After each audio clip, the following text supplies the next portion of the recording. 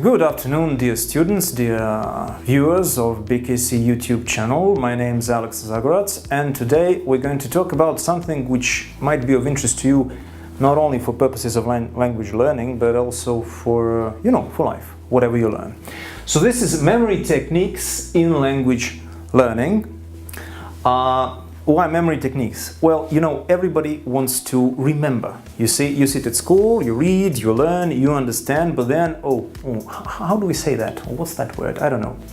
Well, one thing first. You do not need to use memory techniques for every single word. No, you use memory techniques only for the things you have problems remembering. Now, how does that work? Here is a simple example. There was a girl who could not remember the word dress, right? So, the first thing that I asked her was this word, dress. Does it remind her of any other word in her own language? Here is an example. A girl couldn't remember the word dress. Now it's a very important word for a girl, right? Now, the first thing that I asked her to do was to try and think of a word which sounds like dress, but in her language. So, in her language, dress actually was a name for a football kit. So this was the link. Then I asked her to imagine a football pitch and players of her favorite team or her father's favorite team on it. So something personal. So she did. She visualized it.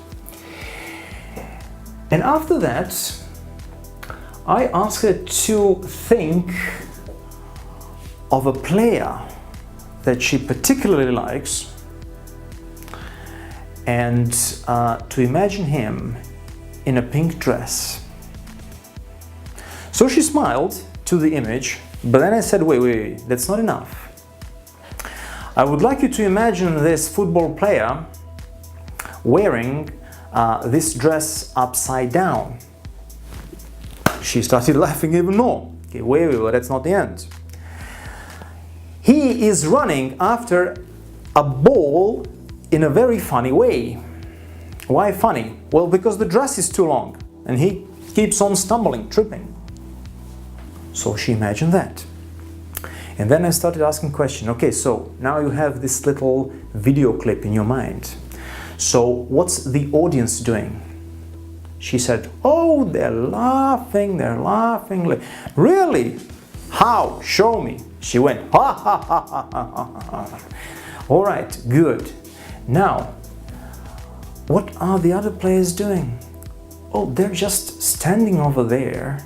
Good. Now I want you to imagine all of them wearing dresses. And we went on and on and on, but we didn't go on for quite too long. It was 5 minutes maximum. So the point here is the following. You have a word you cannot remember. The first thing you need to look for is phonological similarity. So you find a word in your own language which sounds like that. For example, you have in How to Learn Vocabulary from Scott Thornberry, I think, an example with this. Now, I do not speak French and I don't know, how this word should be read. However, this is a French word for tablecloth in English. So, to memorize this, Thornberry suggested imagining somebody or yourself having a nap after lunch on a tablecloth.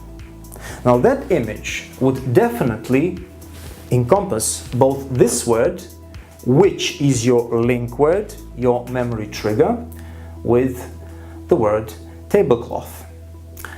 So we have phonological similarity, we have visualization, The next thing is personalization. Now, if you imagine yourself having a nap on a tablecloth, and if you imagine how you feel, then definitely chances of you remembering it by connecting it to yourself increase drastically. Vital element, however, is this: humor. Why? We usually laugh at things which are not ordinary, okay? Not ordinary. Because something which is ordinary, which you see every day, it's easily forgotten. Now, this is all fine, yes, and maybe this is not so new to some of the people interested in memory techniques. But what about this situation? You want to memorize a series of words. For example, house, then spring, rug, and, for example, cat. Now we could go on and on and on.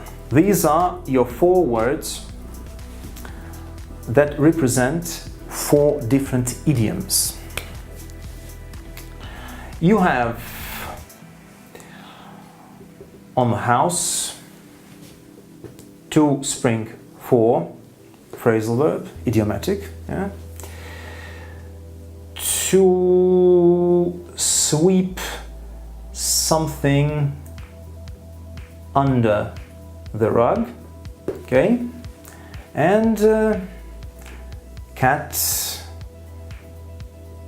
to let cat out of the bag. Or it can be any other cat idiom, cat in the bag or something like this. When can you use this? Well, memorizing idioms, whether we like it or not, is quite helpful when somebody is preparing for proficiency or advanced, because you're expected to use idiomatic expressions. Now, we have 4 keywords. If we remember them, the rest will come automatically. Now, how do we do that? Well, for example, we can imagine a house which is on a set of springs, like this. And the house is jumping. Why is the house jumping? This is the key point. You need to create not an image, but you need to create a video clip in your mind. You need to add movement. Movement will help you memorize it. So it is not one picture, it's the sequence of images that we need.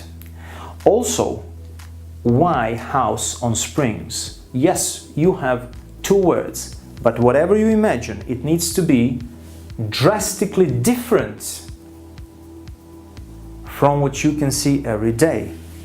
Everyday images are easily forgotten. Why? There's lots of them. And they just keep coming. They keep coming, they keep pushing each other out. Secondly, after imagining a jumping house, since we have here under a rug, we can imagine that house being chased by a huge cat. Now, let's see. Well, if somebody can, I don't know, draw a cat better. This is my cat. But anyway, since we said it needs to be drastically different, why not? Rah! Cat chasing the house. Yeah, house is running away, has no place to hide, sees a rug and hides under the rug. Very scared house. Fine, you say. Good, interesting image. Now you can probably remember the 4 words. But if there were 50 words, now you would need something much more impressive to remember the sequence. And that takes us back to the example with the girl and the football kit. We need to stimulate when connecting words and making these memory clips. We need to stimulate all 5 senses. So, if you remember this example, when I was asking a girl, I said, okay, tell me what's the audience doing? Are they laughing, cheering, whatever? That would be thinking about what you can hear. Looking at funny people running around in dresses, thinking about what you can see. How can we expand this? I didn't say this, but that is what followed here. The next thing that I asked was like, can you touch the dress? What it feels like? You know, what's the texture? So that would be stimulating, like the sense of touch. Also, in this particular example, she remembered a perfume her sister used to wear whenever she wore a dress, and it smelled like cotton candy. So I said, smell it. So, by relying on all 5 senses, we create multiple memory triggers. And then, if we do not remember something, you know, as an image, if we think about something that we touched in our mind's eye, we'll remember it through touch. Now, or through sound and similar. Secondly, emotions.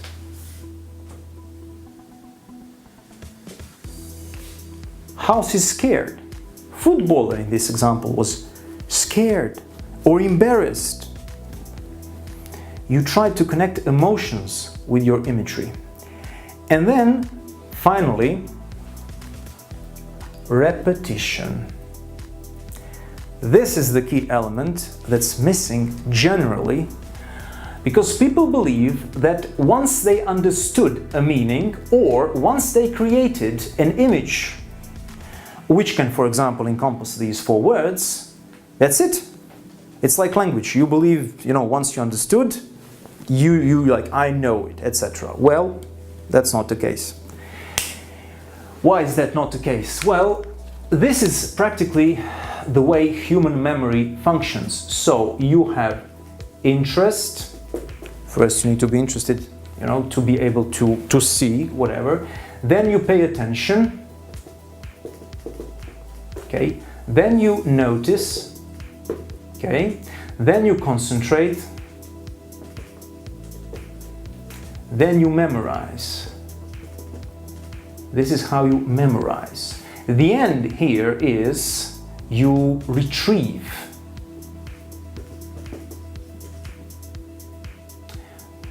But to be able to retrieve it, so to take it out of your memory bag, anytime you need it, you need to repeat.